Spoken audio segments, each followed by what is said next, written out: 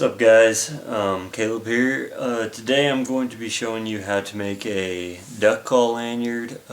This is with the Cobra stitch. As you can see, I did it once and then did it twice over. The only two knots you need to know are the Cobra stitch and the noose knot, which is, you can see right here. To cinch your calls on, it makes it a lot easier interchanging calls pretty quick. So let's get started. Okay guys, the tools that you're going to need to create this duck call lanyard like I just showed you is obviously scissors. You're going to have to cut the paracord, and what we're using is 550 strength paracord. It's 7-stranded, which if you cut this, there's 7 white strands that make it as strong as it is, and it's capable of holding up to 550 pounds. Obviously when knotted, you're doubling, tripling, so on and so forth, the strength of the cord. You can get this stuff pretty cheap, like 10 cents a foot at the local Army Surplus where I'm at. You can also, there's tons of people on eBay who sell this stuff. And then finally you're going to need a lighter to melt the ends, otherwise this stuff frays really bad on you, and don't need that happening. Okay guys, so today I'm going to be making a multicolored lanyard. What I've done is, this is going to be the, I guess you could call it the base of your lanyard. This is what you're going to tie the Cobra stitch on top to, and at the end you're going to eventually make nooses coming off of this end, as you'll see later. What I've done here is I've cut an 8-foot section of this khaki colored paracord, and for this stitch I'm going to do multicolor. So I've got coyote brown and I've got an just black, and what you want to do here is you want to cut the ends off. This makes it a lot easier to melt them together, and what you're going to do, be careful doing this because again you can easily burn yourself anytime you're playing with fire. Kids, be safe. Anyway, you're going to keep it away from the flame. Again, you want to keep them their own colors. You don't want to turn them black. Obviously this one is black, but as far as the brown, get them nice and hot. And what you're going to do is you're going to press them together like so, and very carefully squeeze them. Just tap. If you hold too long, you're going to burn your fingers, and done it before and it does not feel good. So just like that, just all the way around, and I think you can see that they're melted together. As you can see, it's pretty strong, but I mean, don't pull on it too hard. Alright, from here you're gonna take it again. We've evened this out, as you can see, even the two ends, and pull to the end like so, and so you have this loop up here. This is what you're going to be starting with. So we're going to set that down like that, and we're going to take the middle where I've joined the two colors, and we're going to line that up underneath it, about 4 inches or so, and this is where we are going to begin tying our Cobra knot. Okay guys, so as you can see, I've got the khaki, what I call it the base, on top of the black on the right, brown on the left, and it's meeting right here in the middle, again 4 inches below. Let me zoom in a little bit so you can see this a little bit better. And then what you're going to do from here is take the black side, your right hand, and you're going to make a little coil like that, kind of an S, backwards S, however you want to look at it. What I always do to keep things from moving around is I'm actually sitting on this end, and then I put my heel on the front just to hold this part steady.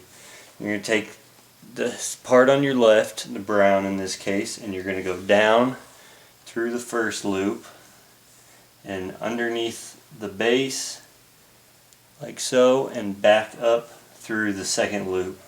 Then you're going to pull it, just keep pulling it.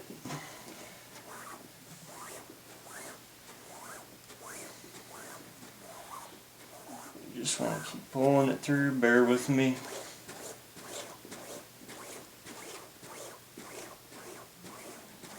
And like I said, I have probably 40 feet on both sides with the black and the brown, because this takes quite a bit of paracord to do. And you're going to keep it as straight as possible, and you're going to cinch it down. And once you get the first couple knots, you don't have any problems, but sometimes, like as right now, see, it tends to want to move, but like I said, it'll eventually get tight enough to where it won't want to move. So again, we make an S in this case. Take the brown end. Always make the coil with your black or whatever color on the multi, and we are going to just feed this through. So again, I'm just pulling it through several feet of this, so bear with me here.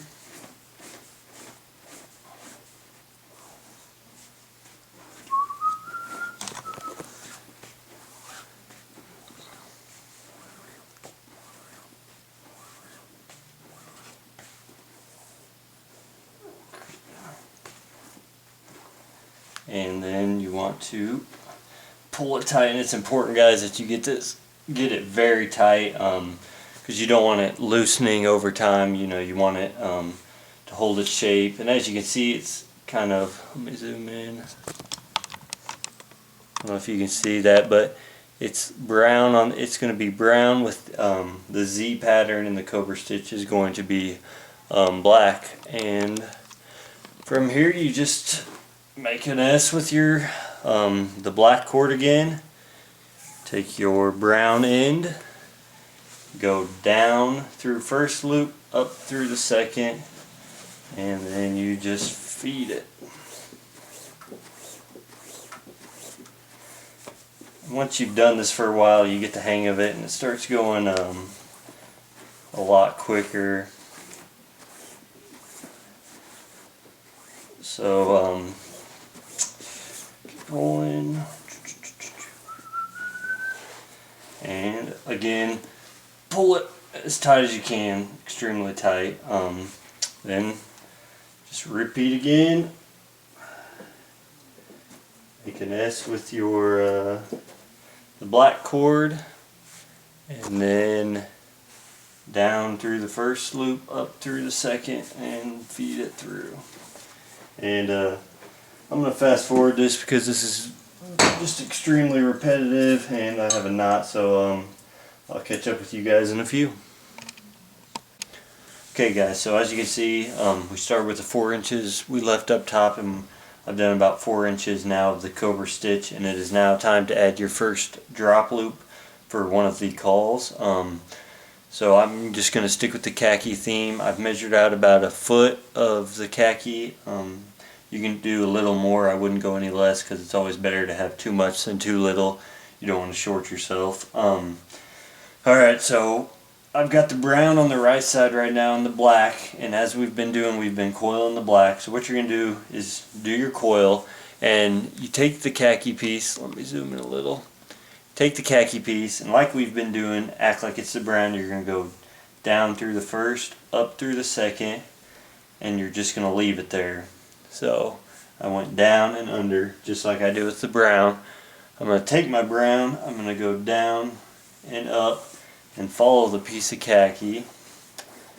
And I'm going to go ahead and pull that through.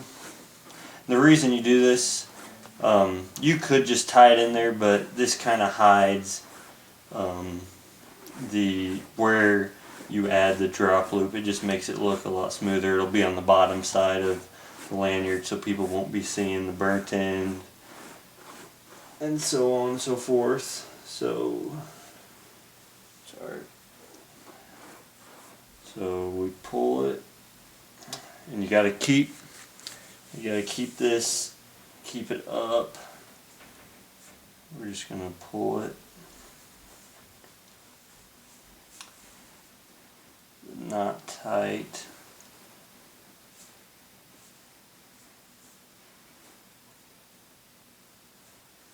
And cinch it down just like that, and I mean, that just blends in perfect. You can't really, I mean, you really got to look to see it there, and once you've got it done, people will not notice it, I promise.